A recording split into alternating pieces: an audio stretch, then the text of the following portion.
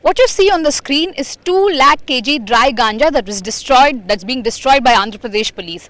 The police has seized this stock over the period of last 1 year, and they estimate that this would be worth 400 crore rupees. That's a local market rate. In fact, as part of their special operations, the police also claims that they have destroyed thousands of acres of land where this crop is being cultivated in the state. Over the past few months, the police have also conducted raids, seized some more stock of ganja in the state. So why is there a special focus by the police now, especially when Andhra Pradesh has always been labelled as the capital of ganja cultivation in the country, especially in the agency areas of Visakhapatnam and Vizianagaram? We are here today in Koduru, in the interiors of Koduru, where this activity is being taken place. This is just about 30 kilometers from Visakhapatnam. In 3 hours from here are the agency areas, the mandals, which have always been a hub for ganja cultivation. Large scale ganja cultivation happens in those areas. ThePrint today has come to ground zero to give you a deeper picture of the ganja cultivation in the state and what's been done over the years and why suddenly is there a special focus. The Andhra Pradesh Police under Operation Parivartana seized 7,552 acres of ganja crop since the launch of this anti-drug operation in November last year. The estimated value of this crop is 9,251 crore rupees. DGP Gautam Sawang said that the state government has set drug destruction as one of the top priorities ever since Y.S. Jigan became the Chief Minister in 2019. And that's how this special project, Operation Parivartana, was launched in late October last year with an aim to curtail ganja cultivation and smuggling in the state. But there have been incidents before October which brought Andhra's drug cultivation under focus once again. Over the last 2 years, Hyderabad, Bengaluru and even Delhi police hinted at Andhra connections after drugs were seized in their jurisdiction. In fact, in early October, Telangana police even entered an agency area in Andhra's turf to arrest alleged drug smugglers and even opened fire at villagers in self-defense. 2 days later, the Andhra police served notices to opposition party TDP leaders in October for calling out state's rampant drug cultivation. And about 10 days later, Operation Parivartana was launched. Ganja cultivation in Andhra Pradesh is nothing new. It has been on for more than 4 decades, point out experts. The earliest trace of ganja cultivated in the state dates back to the 70s. The first case of smuggling was booked in 1973, almost 45 years ago, even before the Narcotic Drugs and Psychotropic Substances Act 1985 came into force. The cultivation on a very large scale is extensively done in the interior pockets of agency areas of Visakhapatnam and along the Andhra-Orissa border region. These areas are beyond the reach of law enforcement agencies and are Maoist hotbeds. According to the state police, 11 mandals in agency areas are involved in massive ganja cultivation. Chintapalli, GK Veedi, Pedabailu and G Madugula are few of these mandals. State police officials estimate that ganja is being cultivated on 10,000 acres in state. Sources in the excise department say that the number could be higher, about 13,000 acres. DGP Gautam Sawang, however, does not agree that Andhra is a hub of ganja cultivation, saying that states such as Odisha have almost 23 districts cultivating ganja, which is way higher than AP. According to the DGP, Andhra's routes are most preferred for transportation than contiguous routes of Chhattisgarh or Odisha, so automatically the smuggling in AP has been up. You are seeing the action in Andhra Pradesh, okay? But as I said, it originates from across the border, inter-border areas, Andhra-Orissa border, across the borders as well. The transshipment routes, it is more accessible from Andhra side as compared to the contiguous areas across in Chhattisgarh and Odisha and Chhattisgarh, and beyond that is Jharkhand. So that areas are all interior, and then extricating and evacuating ganja from these areas, more predominantly they are using these routes. Communication routes are better in Andhra. What about the area cultivated in? Cultivated area is more in other states, not in Andhra Pradesh, as compared to what's happening. 23 odd districts in Odisha, we have only 2 districts. So, but action is here, and crackdown results is visible here. Then secondly, there is politics also involved. You find a lot of rhetorics, a lot of people making political statements. If you look at the ganja cycle, you see, the ganja cycle is basically the harvesting period of the ganja is middle of November, December, and early January. So therefore, while the crackdown on the ganja trade, ganja transportation, and then this ganja mafia, whether it is like the transshipment network or the front end or the rear end. So in a very comprehensive manner, AP Police and the government, AP Police with SCB, we have been cracking down on this ganja. And when the time has come for the harvest period, that's when the Operation Parivartana was launched. Now, that's on the 1st of November we launched it. We started with, having a coordination meeting here in Visakhapatnam, where we called all our other stakeholders, neighboring states, Odisha, Telangana, Karnataka, Kerala, Tamil Nadu, and also the Government of India agencies like the Narcotics Control Bureau, the DRI, the ED, which all gets involved in that, the drug and drug related trades. So all of us came together. We had a strategy session and strategizing the kind of intervention, various intervention strategies.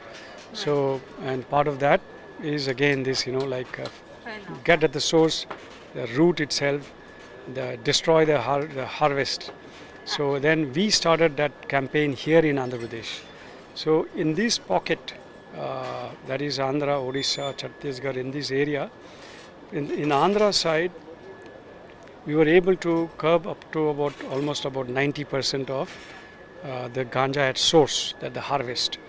Now towards that we use even technology, digital technology, like spatial technology, imagery, space imagery as well, and artificial intelligence to try to zero down as to exactly what are the location and the pockets and the clusters of the ganja. The kind of crop cultivated in Andhra Pradesh is Sheelavati, one of the finest qualities in the country with a huge demand pan-India. Decades ago, traders from Tamil Nadu and Kerala had come to Andhra's interior agency and started sowing seeds in the area. They then identified kingpins in these interior villages to convince tribal farmers to grow ganja. Seeds were being supplied to them. Lack of development, lack of employment in these tribal areas, struggle for livelihood, lucrative returns with minimal effort have all made more and more number of tribals, especially the youth, cultivate and smuggle ganja over the last few decades, making Andhra a supplier to the entire country. Favorable soil and climate conditions contributed to increase in cultivation. The returns on ganja compared to other traditional crops such as turmeric, ginger are way higher, and that's how cultivating marijuana replaced traditional crops. అందుకే మా ప్రాంతంలో మరి చదువుకున్న యువత ఉన్నారు, వాళ్ళకి ఉద్యోగాలు కానీ లేకపోతే ఉపాధి కల్పిస్తే ఖచ్చితంగా గంజారహిత ప్రాంతంగా మారుతుందని నా ప్రకటన. నా పేరు కిల్లో సురేంద్ర, గిరిజన సంఘం రాష్ట్ర ఉపాధ్యక్షులు. ఇటీవల పాడేరు ఏజెన్సీ విశాఖపట్నం జిల్లాలో మొత్తం గంజాయి పంటని సుమారు 200 కోట్లు విలువైన పంటలు ధ్వంసం చేసినట్టు ఆంధ్రప్రదేశ్ పోలీసులు ప్రకటించారు. ఈ గంజాయి పంట గత 20-30 ఏళ్ళుగా జరుగుతుంది. ఈ గంజాయి పంట వైపు గిరిజనులు వెళ్లకుండా ప్రత్యామ్నాయమైన పంటల మీద ప్రభుత్వం దృష్టి పెట్టాలని చెప్పి మేము గిరిజన సంఘం కోరుతున్నాం. ఇప్పటికే ఏజెన్సీలో సాంప్రదాయమైన పంటలు కాఫీ, అలాగే మిరియాలు, వలుసులు, అలాగే వ్యవసాయం, అటవీ ఉత్పత్తులు ఇవన్నీ కూడా ఉన్నాయి. వాళ్ళకి గిట్టుబాటు ధర ఇచ్చి ఆ ప్రాంతం పంటలు పండించే విధంగా చర్యలు తీసుకుంటే గిరిజనులకి గంజాయి వైపు వెళ్లకుండా ఉండేదానికి అవకాశం ఉంటుంది. అదే కాకుండా ఈ ఏజెన్సీ ప్రాంతంలో చదువుకున్న యువతని ఈ గవర్నమెంట్ ఉద్యోగం, టూరిజంలో ఉద్యోగం, ఖాళీ పోస్టులు ఇవన్నీ తీస్తే అటువైపు వెళ్లకుండా ఉండడానికి అవకాశం ఉంటుంది. గంజాయి వైపు వెళ్ళడానికి కారణం ఏంటంటే ఏజెన్సీ ప్రాంతంలో సరైన అభివృద్ధి లేదు. రోడ్లు, విద్య, వైద్యం, ఉపాధి లేకపోవడం వలన బయట ప్రాంతం నుండి వచ్చే కొంతమంది స్మగ్లర్స్ డబ్బుల్ని ఆశపెట్టి గిరిజనుల్ని గంజాయి పంట వైపు మళ్లించడానికి ప్రయత్నం చేస్తున్నారు. No, you see, the police and the state government should understand the reasons for this extensive ganja cultivation. in the tribal areas. Now, one reason is that more than the tribals, it is many non-tribal traders from outside who actually use the tribals as the instruments in raising these crops, and then providing this narcotics, ganja and all that for export to other cities, other states and even outside. So this is a fairly long supply chain of which the tribals are only one part. That is one. The second thing is these traders also take advantage of the fact that the state government has not really come up to expectations in creating livelihood opportunities, adequate livelihood opportunities for the tribals in the remote areas. Right. Especially, in the outskirts of Paderu, towards the Orissa border. And I'm sure in other states also, wherever there is the forest area, remote area. See, this is a very broad, quite a wide social problem. Right. Under Operation Parivartana, state police arrested 1,500 people over the last 3 months, of which 572 were from other states, and 1,363 cases were booked. The modus operandi is such that usually the non-local smugglers pay the farmer in advance to sow the seeds, and once harvested, the stock is collected and a minimum is paid to the farmer. And then it has to be smuggled to other cities and states, which would involve local tribals who will help smuggle the ganja from the agency areas, and then outsiders who would take it to the other cities. There are also allegations that the police, local tribals and Maoists could be in a nexus. The DGP recently said that the Maoists are encouraging the trade and pocketing profits from it, which the banned group has always denied. On the other hand, activists allege that the police had not been stringent over the past few decades, fearing that locals would join Maoist movement if provoked. It's not that they are only being transshipped from Andhra. Here the focus is more, the visibility is more, action is more, okay? And attrition and a lot of noise about ganja trade, and then because of politically motivated statements are more intense here. Intensity of politics and other thing is more here in Andhra as compared to the other states. Now, as regards the mode of transshipment, transportation, they have been adopting different MOs. It's very, very interesting, in fact. You have right from that conventional, like loading it, putting it below various other products, agriculture products, or maybe forest products, or even other like commercial products. Below the loads, you have these things loaded. You also have different compartments in lorries, trucks, even four-wheelers. You have even SUVs. You have even good sedans.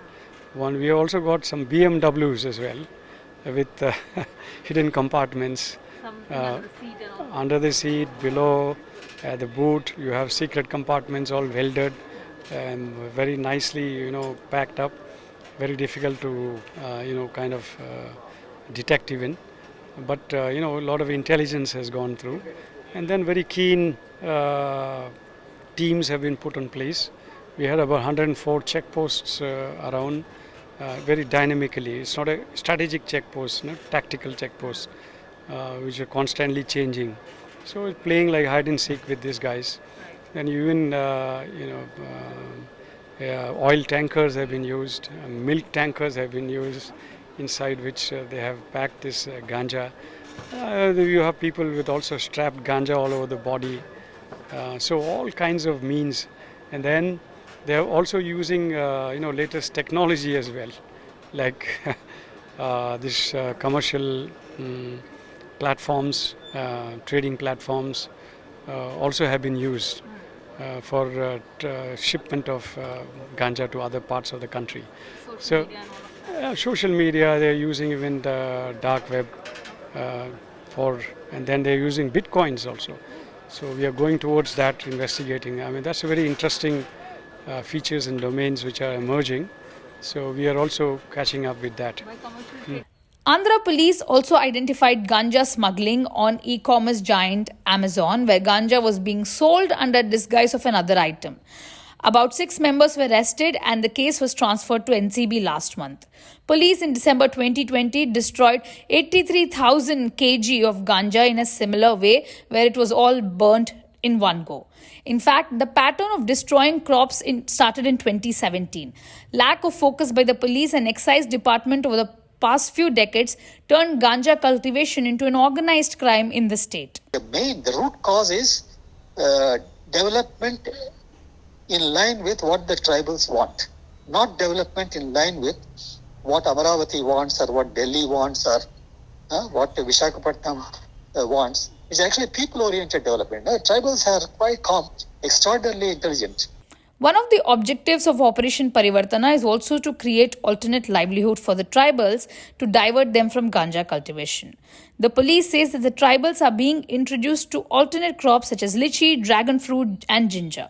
ITDA is also being roped in to conduct training programs for the tribals.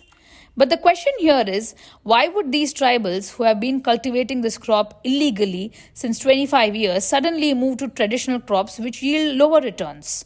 Why would the youth who are used to making easy money let go of lakhs of their earning and ability to buy fancy bikes?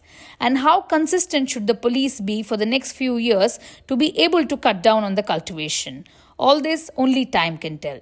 The tribals, however, have made it clear that only if the alternate livelihood is lucrative enough, they would consider moving away from ganja cultivation. This is Rishika Sadam for ThePrint from Visakhapatnam.